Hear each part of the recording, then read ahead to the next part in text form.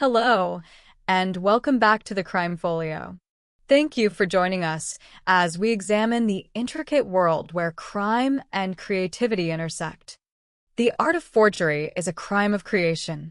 It doesn't just replicate an object, it invents a reality, fooling experts with a skill that borders on genius. The forger's tools are ink, paper, and a profound understanding of history and human belief. Tonight, we study a master of this deceptive art, a man who built an empire on lies, and the one forgery that became his final, career-ending con. Case 1. The Salamander Letter's Deadly Secret. A forger of Mormon documents turns to murder when his deception unravels. The city of Salt Lake City, Utah, is a place built on a foundation of faith and history. For the members of the Church of Jesus Christ of Latter-day Saints, or Mormons, history is not a dusty, academic subject. It is the living testament to their faith, a sacred narrative recorded in the letters, diaries, and revelations of their founding prophets. The discovery of a new, authenticating document from this early period is not just a historical curiosity, it is an event of profound religious significance. It was in this unique environment, where paper and ink can hold the weight of divine truth, that a man named Mark Hoffman would emerge, a prodigy who would first dazzle the church with his discoveries and then terrorize it with his deceptions. Mark Hoffman, in the early 1980s, was the antithesis of a master criminal.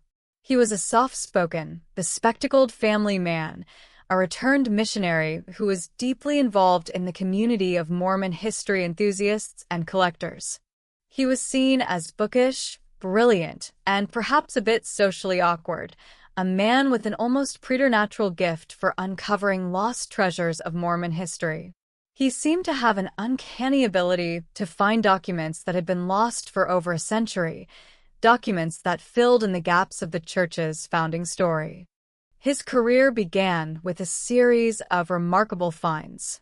He produced a document known as the Anthon Transcript, a small piece of paper containing characters that Joseph Smith, the founder of the Mormon faith, had supposedly copied from the golden plates from which he translated the Book of Mormon. Hoffman claimed to have found it hidden in an old Bible. The document was examined by experts and declared authentic. It was a stunning discovery, and it made Mark Hoffman a star in the world of historical documents. This was followed by other, equally sensational finds. He produced a letter that seemed to be the lost blessing given by Joseph Smith to his son, Joseph Smith III, designating him as his successor. This document challenged the established line of succession within the mainstream LDS Church and was of immense importance to splinter factions of the faith. Again, it was authenticated. Hoffman was not just a collector. He was a historical oracle, a man who could seemingly will lost history back into existence. His method, he claimed, was simple diligence and luck. The reality was a work of diabolical genius. Mark Hoffman was not a discoverer of documents. He was their creator. He was a forger of breathtaking skill and meticulous dedication. He was a self-taught master of chemistry and historical analysis. He would steal period-appropriate paper from old books in university libraries. He would brew his own ink, using chemical formulas that mimicked the iron gall ink of the 19th century. He developed a method of artificially aging the ink, making it appear to have been on the page for 150 years. He was a master of calligraphy, able to perfectly replicate the handwriting of historical figures like Joseph Smith, Martin Harris, and Brigham Young. He was not just an artist. He was a scientist, a historian, and a psychologist who understood exactly what his audience wanted to believe. His masterpiece, the forgery that would cement his reputation and ultimately lead to his downfall, was the Salamander Letter. In 1984, Hoffman announced its discovery. The letter, purportedly written in 1830 by Martin Harris, one of the key figures in early Mormonism, presented a version of the church's founding story that was radically different from the Orthodox account. Instead of the angel Moroni appearing to Joseph Smith, the letter described Smith being led to the golden plates by a white salamander that transformed into a spirit. It was a version of the story steeped in the world of folk magic and treasure digging that was prevalent in rural New York at the time. The implications of the letter were catastrophic for the church's traditional narrative. It threatened to reframe the sacred, angelic origins of the faith as something more occult, more human. The church, desperate to control the narrative and prevent the letter from falling into the hands of its critics, entered into negotiations with Hoffman. After a series of complex trades involving other historical documents, the church acquired the salamander letter. They and other independent experts examined it. The paper, the ink, the handwriting, the historical context, everything appeared to be perfect. The salamander letter was declared authentic. Mark Hoffman had not just fooled a few collectors, he had fooled the highest levels of the church he had once served. He had successfully altered the foundation of his own culture's history. The success, however, came at a price. Hoffman was living a life far beyond his means. He had a large house, luxury cars, and a reputation to maintain.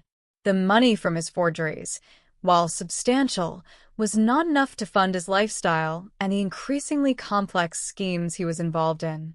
He was essentially running a historical Ponzi scheme, selling documents he had not yet forged and using the money to pay off old debts. By 1985, the pressure was immense. His greatest lie was catching up to him. He had promised several investors, including a prominent Salt Lake City businessman named Stephen Christensen, a document of unparalleled importance, the McClellan Collection, a supposedly lost collection of writings by William McClellan, an early apostle who had become a bitter apostate. Hoffman claimed the collection contained damning information that would be even more explosive than the salamander letter. He had taken hundreds of thousands of dollars for a collection that did not exist and that he had no ability to forge in time. His creditors were closing in. Stephen Christensen, who was acting as a middleman for the sale, was demanding delivery. The master of deception was trapped in his own web. He needed a way out. And for a man like Mark Hoffman, whose entire career was built on creating false realities, the solution was not to admit the truth. It was to create a new, more violent reality. On the morning of October 15, 1985, the quiet, scholarly world of Salt Lake City was shattered by a series of explosions. The first bomb was delivered as a package to the office of Stephen Christensen. When he picked it up, it detonated, killing him instantly. The bomb was a sophisticated pipe bomb, packed with nails for maximum carnage. The murder of a respected businessman sent a shockwave through the city. A few hours later, a second bomb exploded. It had been left on the doorstep of Kathy Sheets, the wife of Christensen's former business partner. She was killed instantly. The two bombings seemed to be related, pointing towards a revenge motive connected to a failed business deal involving Kathy Sheets' husband. This, investigators would later realize, was exactly what the killer wanted them to think. The second bombing was a brilliantly cruel act of misdirection. The city was in a state of panic. The police were working on the theory of a financial motive. And then, the next day, a third bomb went off.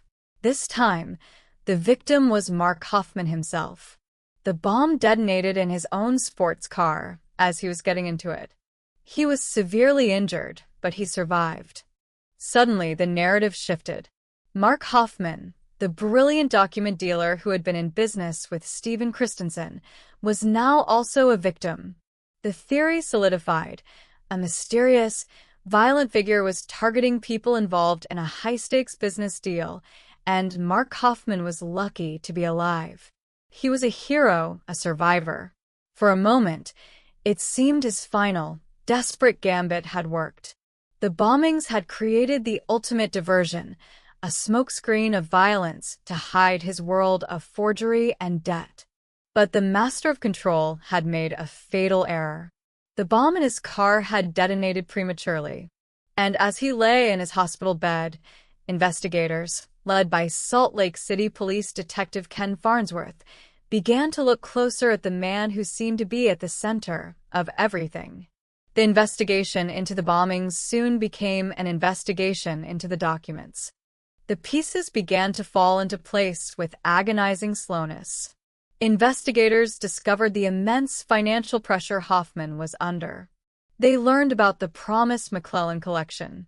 They began to question the authenticity of his other finds. Forensic experts re-examined the salamander letter.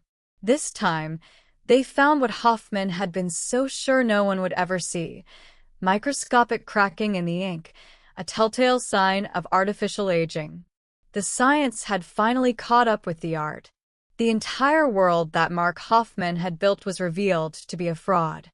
The investigators now had a new, horrifying theory.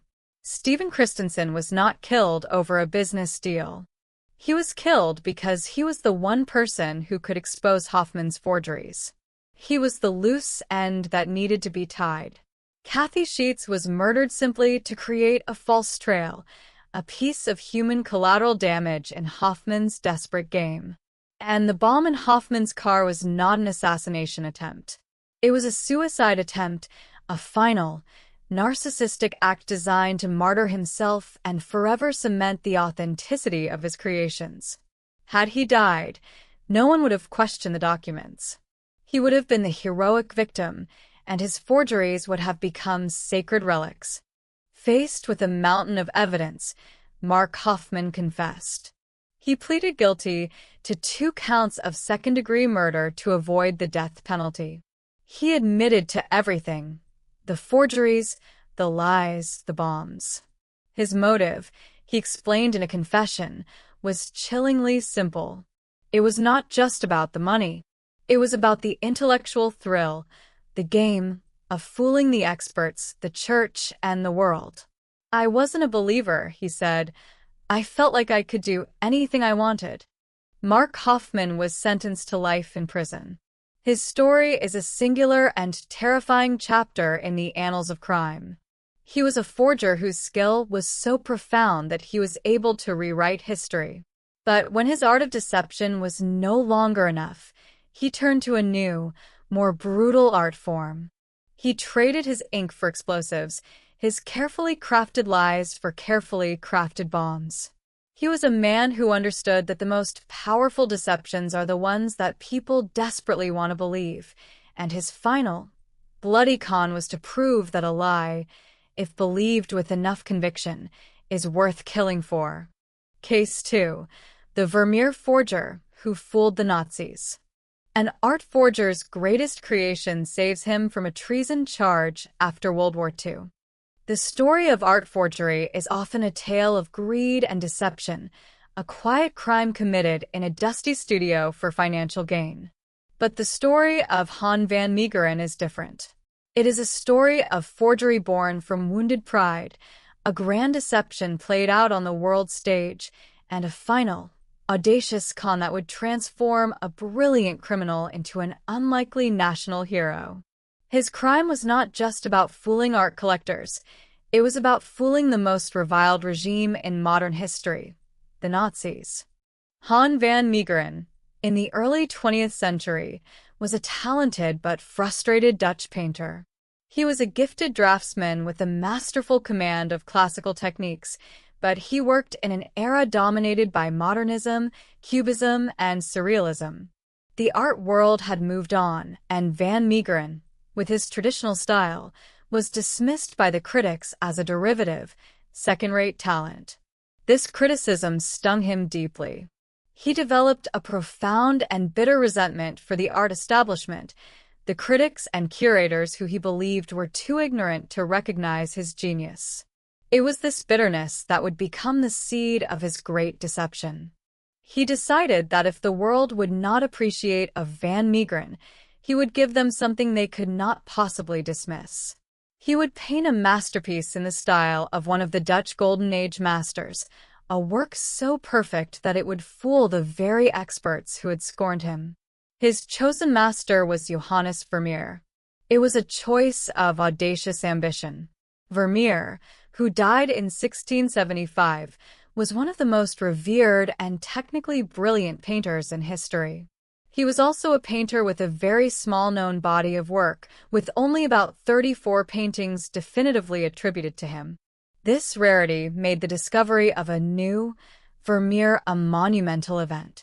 It also meant there was a lost period in Vermeer's career, an early religious phase that art historians had long theorized about but for which no paintings had ever been found.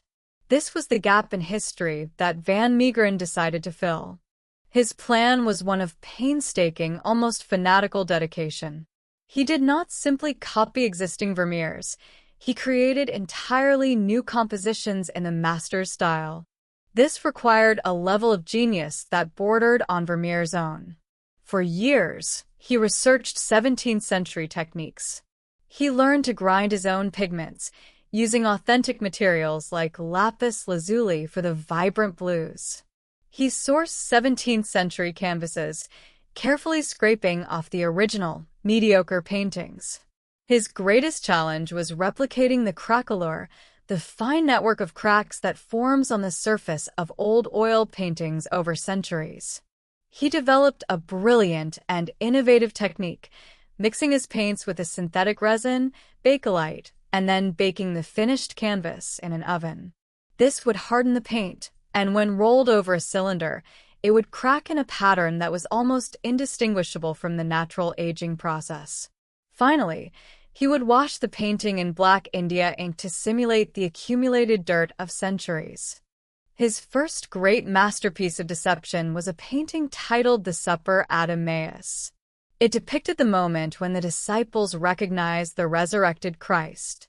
It was a large, emotionally charged religious scene, precisely the kind of painting that historians believed a young, Italian-influenced Vermeer might have painted.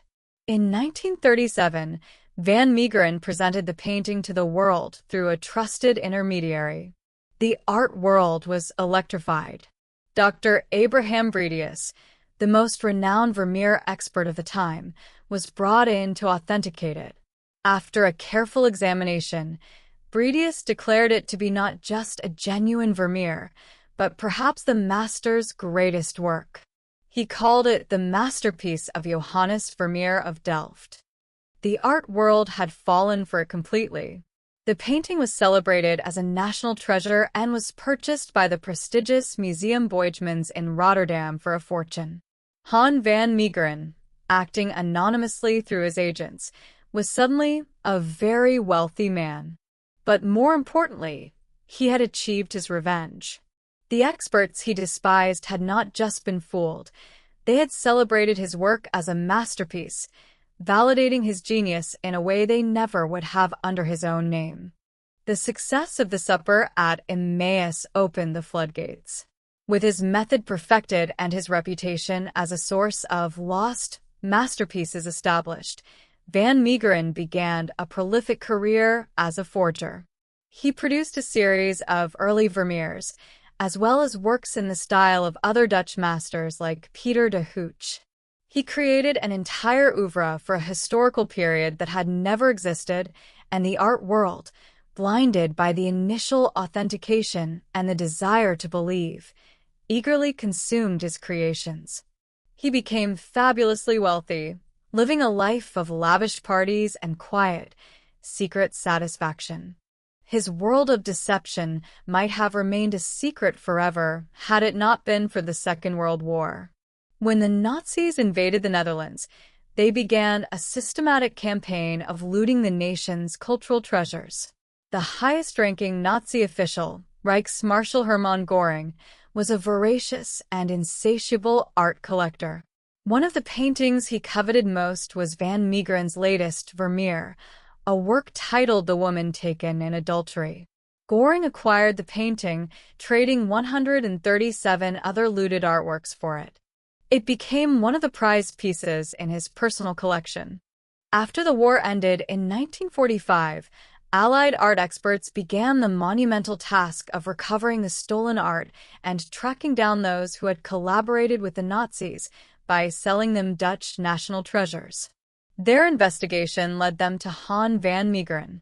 They had traced the sale of the Vermeer, the woman taken in adultery, back to him. In May 1945, he was arrested. The charge was not forgery, it was treason. He was accused of collaborating with the enemy, of selling a priceless piece of Dutch cultural heritage to the Nazis. The charge carried the death penalty. Van Meegeren was trapped. His own brilliant deception had backed him into a corner from which there seemed to be no escape. To save his life, he had to prove that the painting he sold to Göring was not a priceless national treasure. He had to confess to a lesser crime to escape a greater one. He had to prove he was a forger. In a move of stunning audacity, he confessed. He told the stunned Dutch authorities the entire story. He claimed he had not sold a real Vermeer to the Nazis. He had swindled them. He had conned Hermann Göring, one of the most powerful and evil men in the world, into trading a hoard of real art for a worthless fake. At first, no one believed him. His story seemed too fantastic, too self-serving. The art experts who had authenticated his works, particularly the Supper at Emmaus, refused to accept that they had been so thoroughly duped. They insisted the paintings were genuine. Van Meegeren was in the bizarre position of having to prove that his own masterpieces were fakes. To do this, he agreed to create one final forgery while under police guard. In a highly publicized spectacle, he was given a canvas, pigments, and the tools of his trade. In front of a panel of court-appointed witnesses and journalists, he began to paint. Over a period of several weeks, he created his last masterpiece, a painting in the style of Vermeer titled Jesus Among the Doctors. While he painted, a special commission of international experts conducted a rigorous scientific analysis of his other alleged forgeries. They analyzed the pigments and found traces of the synthetic bakelite resin he had used. They discovered that the canvases were indeed from the 17th century, but the craquelure was artificial. The science confirmed his story. The paintings were brilliant, but they were not Vermeer's. The trial of Han van Meegeren, when it finally took place in 1947, was not a trial of a traitor. It was a public celebration. The narrative had been completely transformed. He was no longer a collaborator who had sold out his country. He was a folk hero, a cunning trickster who had used his artistic genius to bamboozle the Nazis. He had made a fool of Hermann Göring. The Dutch public, looking for heroes in the grim aftermath of the war, embraced him. He was found guilty of forgery and fraud, but the verdict was seen as a victory. He was given a lenient sentence of 1 year in prison. He never served it. A few weeks after his conviction, Han van Meegeren, the man who had fooled the world, died of a heart attack. His story remains one of the most fascinating and complex in the history of crime. He was a criminal driven by artistic pride, a man whose forgeries were not just copies, but acts of creative revenge. His greatest con was not the one he played on the art world, but the one he played on history itself. By confessing his forgery, he transformed his legacy from that of a common swindler into that of a patriotic hero, a man who used his art of deception to strike a final, clever blow against the forces of tyranny. Case 3. The Hitler Diaries Hoaxes Paper Trail. A German magazine's sensational scoop is exposed by simple forensic science. In the spring of 1983, the world of journalism was electrified by a discovery that promised to be the scoop of the century. The respected West German news magazine, Stern, announced that it had unearthed a collection of 60 small, black-bound notebooks. These were not just any notebooks. They were, Stern claimed, the long-lost private diaries of Adolf Hitler. The diaries, they reported, had been recovered from the wreckage of a plane that had crashed in East Germany in the final days of World War II and had been secretly held in a private collection for decades. The implications were monumental. These documents promised an unprecedented, intimate look into the mind of one of history's most monstrous figures, a day-by-day account of his thoughts, his plans, and his motivations during the rise of the Third Reich and the horrors of the Holocaust. The man at the center of this incredible find was Gerd Heidemann, a star reporter for Stern. Heidemann was a man obsessed with the Nazi era, a collector of Nazi memorabilia with a reputation for his deep, if sometimes ethically questionable, connections to former SS officers and other figures from the Nazi regime. He claimed that he had been led to the diaries through a shadowy network of collectors, and that he had secured them for Stern for the staggering sum of 9.3 million Deutsche Marks, equivalent to several $1,000,000. The source, he said, was a mysterious figure he referred to only as Dr. Fischer. Stern management, blinded by the sheer magnitude of the potential story, threw all of their resources behind it. They assembled a team of respected historians to examine the diaries.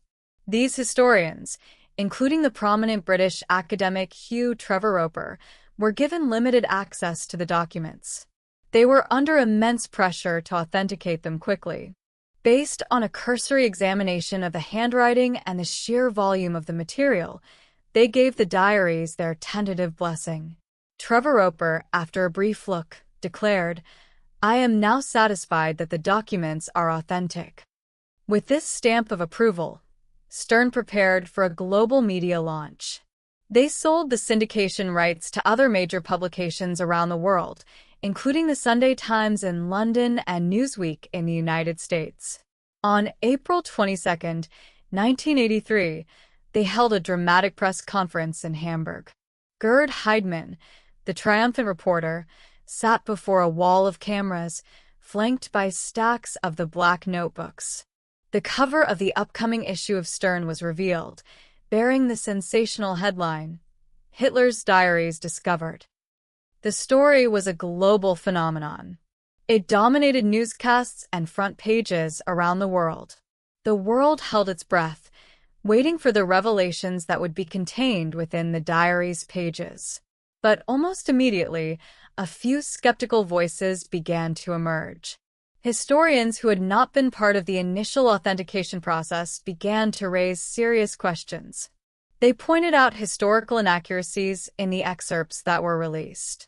For example, one entry detailed Hitler's praise for an opera performance that had actually been cancelled. The content of the diaries also seemed strangely benign, portraying Hitler not as a rabid ideologue, but as a man preoccupied with mundane details and, most shockingly, as someone who was seemingly unaware of the full scope of the final solution.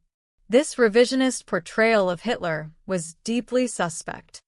The doubts grew louder. The editors at Stern, facing a potential public relations disaster, finally agreed to submit the diaries to a full, rigorous forensic examination. They sent a few of the volumes to the Bundesarchiv, Germany's federal archives, and to other forensic laboratories. The truth, when it came, was not a complex historical revelation. It was a simple, scientific, and utterly humiliating refutation. The forensic experts immediately found a host of glaring problems. The first and most damning discovery concerned the paper itself. Chemical analysis revealed that the paper contained a whitening agent, a chemical compound that had not been developed or used in paper manufacturing until the mid-1950s, a full decade after the supposed date of the diary's creation. The paper on which Hitler had written his innermost thoughts did not exist when he was alive. The ink was also a modern creation. Analysis showed it was a type of ink that had only become available in the post-war period. The glue used in the bindings was also modern. And most amateurishly of all, the black ribbons used to seal the diaries bore the letters F and H in a plastic monogram. These were not Hitler's initials, H. The entire physical construction of the diaries was a modern fabrication. The final nail in the coffin came from the handwriting analysis. While the forger had done a passable job of mimicking Hitler's script, experts found that it was a clear, if skilled, imitation. The forger had copied the letter forms, but had failed to replicate the natural rhythm and pressure of a person's authentic handwriting. The Hitler diaries were not just inauthentic, they were a clumsy and audacious fraud. The scoop of the century had become the hoax of a century. Stern magazine was a global laughingstock. They had staked their reputation and millions of dollars on a collection of forgeries that could have been debunked with a few basic forensic tests. The investigation now shifted from the documents to the people behind them. The police focused on the source, the mysterious Dr. Fischer. The trail led them not to a shadowy network of Nazi collectors, but to a quiet, unassuming figure living in Stuttgart. His name was Konrad Kujau. Konrad Kujau was a small-time dealer in military memorabilia and a prolific, if not particularly sophisticated, forger. He was a man with a lifelong fascination with the Third Reich, a talented illustrator who had made a career out of creating and selling fake Nazi artifacts, from Hitler's paintings to Hitler's poems. He was a con artist with a flair for the dramatic, a man who understood the insatiable appetite for anything connected to the Nazi era. It was Kujau who had single-handedly created all 60 volumes of the Hitler diaries. He had bought cheap, modern notebooks, soaked them in tea to give them an aged appearance, and painstakingly filled them with a fabricated account of Hitler's life. He had then concocted the elaborate backstory of the plane crash and the secret collection. He was Dr. Fischer. He had sold this historical fiction to Gerd Heidemann, who, in his own obsessive quest for a great story, had been a willing and gullible mark. Gerd Heidemann and Konrad Kujau were arrested. Their trial was a media circus. Kujau, the forger, became an unlikely folk hero, a charming rogue who had conned the establishment. He reveled in the attention, admitting his forgery with a roguish grin. Heidemann, the reporter, was a more tragic figure, a man whose ambition and obsession had led to his professional and personal ruin. It was also discovered that he had likely skimmed a significant portion of the money Stern had paid for the diaries. Both men were found guilty of fraud. Kujau was sentenced to 4.5 years in prison. He was released early due to ill health and went on to have a brief, bizarre career as a celebrity, opening his own gallery where he sold genuine Kujau forgeries. Heidemann was also sentenced to 4.5 years and was left bankrupt and disgraced. The story of the Hitler diaries is a profound cautionary tale about the power of belief and the dangers of a story that is too good to be true. It was a forgery that succeeded not because of its technical perfection, but because of the deep psychological need of its buyers to believe in it. Stern magazine wanted the scoop of a lifetime. Gerd Heidemann wanted to be the man who delivered it. And the public has an endless fascination with the intimate details of evil. Konrad Kujau understood this perfectly. He was not a master of historical science, but a master of human desire. His deception was ultimately undone not by complex historical debate, but by the simple, immutable facts of chemistry. The paper trail, in the end, was a trail of modern chemicals that proved, beyond any doubt, that the voice of the Führer was nothing more than a fiction, written in cheap ink on modern paper by a clever and audacious con man. Case 4. The fake autobiography of Howard Hughes.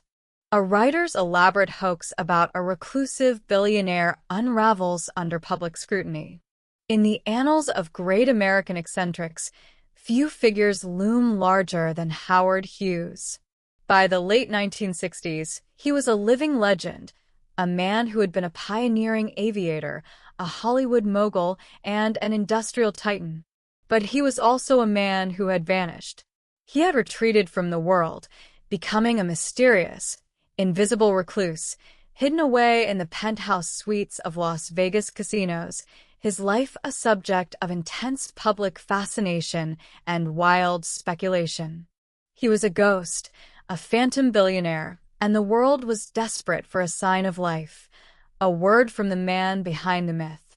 It was this profound public curiosity that a struggling writer named Clifford Irving decided to exploit. Irving was a novelist of modest success, a man with a taste for adventure and a life that was constantly teetering on the edge of financial instability. In 1970, he conceived of a literary hoax so audacious, so daring, that it would either make him a millionaire or land him in prison. He decided he would not just write about Howard Hughes, he would write as Howard Hughes. He would forge the autobiography of the world's most famous recluse. The plan was a work of brilliant, layered deception. Irving knew that to sell such a monumental story, he couldn't just show up with a manuscript. He had to create a believable narrative of how he, a relatively unknown writer, had gained unprecedented access to the Invisible Man. He began by forging letters. Using what he believed to be samples of Hughes's handwriting, he carefully crafted a series of notes from Hughes to himself. These letters initiated a secret correspondence in which the reclusive billionaire, impressed by one of Irving's previous books, had chosen him, and only him, to be his official biographer. Armed with these forged letters, Irving approached his publisher, McGraw-Hill. The editors were, at first, deeply skeptical, but Irving was a convincing performer. He was articulate, confident, and the letters, when examined by handwriting experts, were deemed authentic. McGraw-Hill, smelling the biggest bestseller in publishing history, began to believe. They gave Irving a massive advance, money that he would supposedly share with Hughes. The Great Con was underway. Irving's next challenge was to create the content of the autobiography itself. How could he possibly know the intimate details of a life lived in complete seclusion? For this, he needed an accomplice. He found one in a writer and researcher named Richard Susskind. Together, they embarked on a massive research project. They spent months in libraries and archives, devouring every book, every article, every public record they could find about Howard Hughes. Their most crucial source of information, however, came from a stolen manuscript. Through a series of clandestine connections, they obtained a draft of a memoir written by Noah Dietrich, Hughes's longtime right-hand man. This manuscript was a treasure trove of unpublished anecdotes, inside stories, and personal details about Hughes's life and personality. It was the key that would allow Irving to convincingly mimic not just Hughes's handwriting, but his voice, his memories, and his mind. The deception became a full-time, elaborate piece of performance art. Irving would claim to be flying off to secret, exotic locations: Mexico, the Bahamas, Puerto Rico for clandestine meetings with Hughes. He would have his wife, Edith, deposit the advance checks from McGraw-Hill into a Swiss bank account she had opened using a forged passport under the name Helga R. Hughes, the H.R. Hughes being the crucial, deceptive detail. The money was supposedly for the reclusive billionaire, but it was, in fact, funding the entire operation. For months, Irving and Susskind worked feverishly, transcribing and fictionalizing their research into a compelling first-person narrative. Irving would record the interviews on audio tapes, doing a passable imitation of what he imagined Hughes's voice would sound like, a reedy, slightly Texan drawl. He filled the manuscript with fascinating, plausible-sounding details about Hughes's life, from his romantic affairs with Hollywood starlets to his dealings with the CIA. By late 1971, the manuscript was complete. McGraw-Hill was ecstatic. They announced the upcoming publication of the autobiography of Howard Hughes with a massive publicity campaign. Life magazine bought the serialization rights for a huge sum. The book was slated to be a cultural event, a literary bombshell. The world was finally going to hear from Howard Hughes. And that was precisely the problem. The Real Howard Hughes, hidden away in his penthouse fortress on Paradise Island in the Bahamas, was very much alive. When news of his autobiography reached him, he was, for the first time in over a decade, stirred to action. He was not a man who would allow his life story to be told by a stranger. The first cracks in Irving's story began to appear. Journalists and investigators started to dig into his claims. They found inconsistencies in his travel records. The secret meetings he described seemed to be impossible. Frank McCulloch, the last journalist known to have actually spoken to Hughes, assembled a team of reporters who had known the billionaire. They all agreed. The man described in the manuscript, the voice on the tapes, was not the Howard Hughes they knew. The pressure mounted. McGraw-Hill and Life magazine, their reputations now on the line, stood by their author. They had invested too much to back down. They had handwriting experts, they had the letters, they had Irving's convincing story. They insisted their book was genuine. The hoax finally collapsed in a single, surreal moment. On January 7, 1972, Howard Hughes, the man who had not been heard from in 14 years, decided to speak. He arranged a conference call with a group of 7 journalists he trusted. From his hideaway in the Bahamas, his voice thin and reedy but unmistakably his, he addressed the world. He systematically dismantled Clifford Irving's entire story. He stated unequivocally that he had never met Clifford Irving, never spoken to him, and had certainly never authorized an autobiography. "I don't know him," Hughes said of Irving. "I've never even seen him."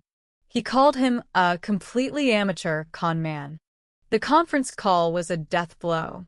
The voice of the ghost had been heard, and it had called Clifford Irving a liar. The entire elaborate structure of the hoax crumbled. The Swiss bank, alerted by the news, investigated the H.R. Hughes account and discovered it was being accessed by Edith Irving. The game was over. Clifford Irving, along with his wife Edith and his research partner Richard Susskind, were arrested. Faced with overwhelming evidence, they confessed to the entire scheme. The story they told was one of audacious creativity and criminal ambition. Irving, for his part, tried to frame the hoax as a kind of artistic statement, a piece of literary rebellion. But the court saw it differently. They saw a massive, multi-million-dollar fraud. In 1972, Clifford Irving was sentenced to 2.5 years in federal prison for fraud. Edith Irving and Richard Susskind also served shorter sentences.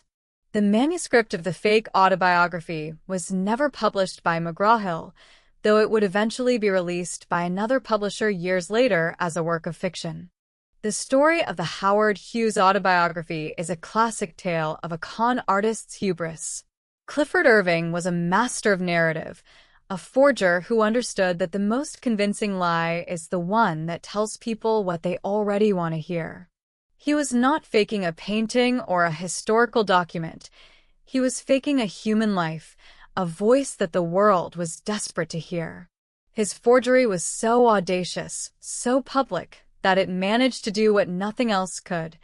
It forced a ghost to speak. In the end, Irving's greatest con was not the book he wrote, but the one that he was unable to finish, his elaborate fiction undone by a single, inconvenient, and undeniable fact. Case 5. The art world's most prolific faker. A British artist's genuine fakes flood the market, exposed by his partner's betrayal. In the world of art forgery, there are 2 distinct types of criminals. There is the masterful copyist who creates a single, perfect deception to fool the experts.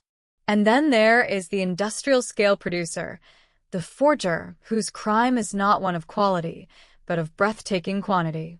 This is the story of Sean Greenhalgh, a man who, from a garden shed in a working-class town in northern England, managed to flood the international art market with a staggering variety of forgeries, creating a one-man factory of fake history that operated for nearly 2 decades, all with the help of his elderly parents.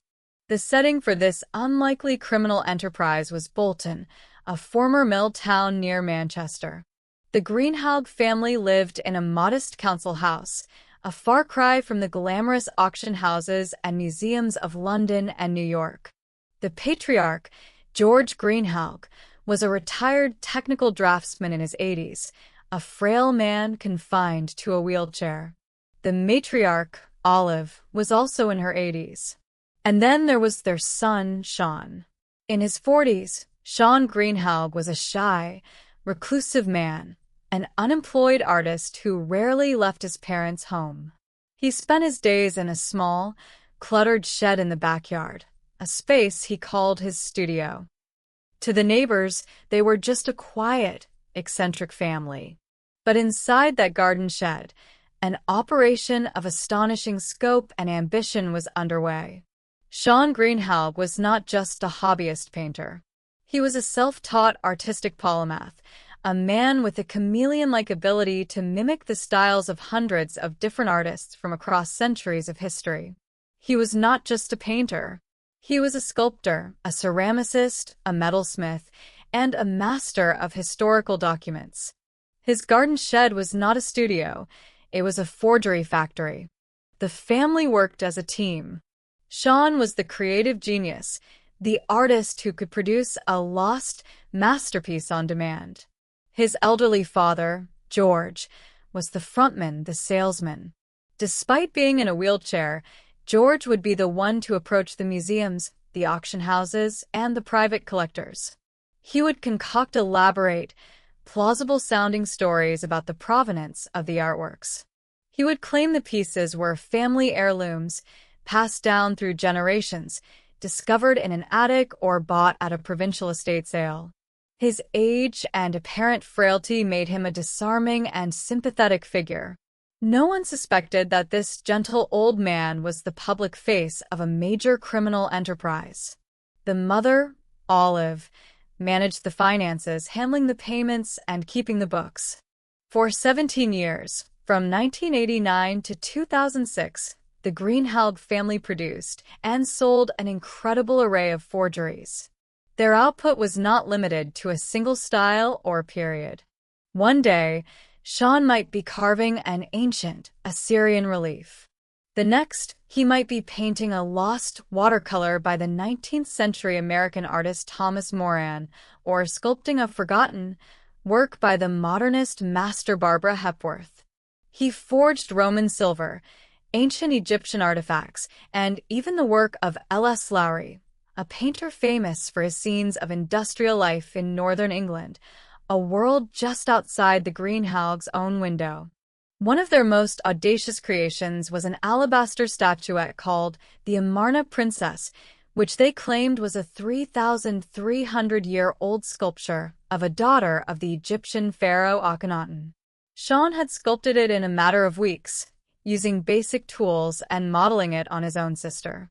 He aged it using a mixture of tea and clay. In 2003, his father, George, presented it to the Bolton Museum. The museum, located in their own hometown, was completely fooled. They authenticated the piece with the help of experts from the British Museum and Christie's auction house. They declared it a major archaeological find and purchased it for over £440,000. The Amarna Princess, a fake sculpted in a garden shed, became the prized possession of the local museum. The Greenhalghs made millions of pounds from their forgeries, but they did not live a life of lavish luxury. They continued to live in their modest council house, their wealth hidden away. The enterprise was not just about the money. For Sean, it was about the art itself, the intellectual challenge, the quiet satisfaction of fooling the so-called experts who he believed had overlooked his own talent. He called his creations genuine fakes, a testament to the skill and artistry he poured into each one. The family's long run of deception finally came to an end in 2006, not because of a single catastrophic mistake by Sean, but because of a simple, almost careless error by his father. George Greenhalgh approached the British Museum with a set of what he claimed were 10th-century Assyrian reliefs. He presented a letter, supposedly from the 19th century, detailing the provenance of the items. The experts at the museum examined the reliefs and were immediately suspicious. But it was the accompanying letter that was the true smoking gun. An expert in cuneiform script pointed out a glaring, amateurish spelling mistake in the ancient text carved on the reliefs. Even more damningly, a documents expert looked at the 19th century letter of provenance and noticed that it was written on modern paper and contained a modern postcode, something that did not exist in the 19th century. The con was obvious. Scotland Yard's Art and Antiques Unit was called in. They launched an investigation that quickly led them back to the modest house in Bolton. When they raided the home and the garden shed, they were stunned by what they found. It was a treasure trove of forgery, half-finished sculptures, practice sketches, raw materials, and books on art history and chemistry. They found the tools Sean had used to create the Amarna princess. The entire 17-year deception was laid bare. Sean, George, and Olive Greenhalgh were arrested. At their trial in 2007, the full, incredible scope of their family business was revealed to the public. Sean, the reclusive artist, confessed to everything, taking full responsibility to protect his aging parents. He pleaded guilty to fraud and money laundering. He was sentenced to 4 years and 8 months in prison. His father, George, received a suspended sentence due to his poor health, and his mother, Olive, also had charges against her dropped for the same reason. The aftermath of the trial was a moment of profound embarrassment for the art world. Museums, auction houses, and private collectors were forced to re-examine works they had purchased, realizing with horror that some of their prized possessions were fakes from a garden shed in Bolton. The Bolton Museum had to remove the Amarna princess from display, a symbol of their own local humiliation. The story of Sean Greenhalgh and his family is a unique chapter in the history of forgery. It is a story about how genius can flourish in the most unlikely of places, and how the art world's desire for new discoveries can make it vulnerable to the most audacious of deceptions. Sean Greenhalgh was not just a forger. He was an artist of incredible versatility, a man who could create history on demand. His final, failed con was not a single masterpiece, but a lifetime of work, an entire factory of fakes that was ultimately brought down by a single, misspelled word and a modern postcode. In the end, it was not his art that betrayed him, but the simple, inescapable facts of the modern world he was trying so hard to replicate. The art of the forger is a precarious one. It is a world built on a foundation of lies, where a single slight of modern chemical in an ancient ink, a microscopic crack in a perfect glaze, a misplaced postcode on a historical letter can bring the entire structure crashing down. These masters of deception are artists of a different kind, their genius dedicated not to creating truth, but to fabricating it.